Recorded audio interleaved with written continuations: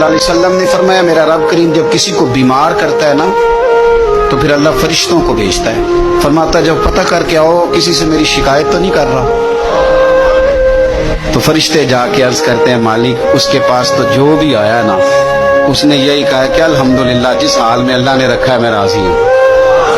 اس نے تیری شکایت نہیں کی، اس نے تیری رضا پہ اس بیماری کو تیری طرف سے آزمائش سمجھ کے قبول کیا۔ میرے نبی کریم علیہ الصلوۃ والسلام فرمانے لگے، رب فرماتے ہیں فرشتوں گواہ ہو جاؤ، اگر میں اسے اس بیماری سے شفا دوں گا تو جو اس کے پاس خون ہے اس سے بہتر خون اسے عطا کروں گا، اور جو اس کے پاس گوشت ہے اس سے بہتر اسے گوشت عطا کروں گا، اور اگر میں اسے اس بیماری میں وفات دوں گا تو پھر میں اسے جنت عطا کروں گا۔ اگر شفا دوں گا تو بہترین شفا دوں گا، اور اگر وفات دوں گا تو پھر جنت دوں گا۔ جب آپ حوصلے کے ساتھ چیزوں کو قبول کرتے، جب آپ کی طبیعت کے اندر صبر چھلکتا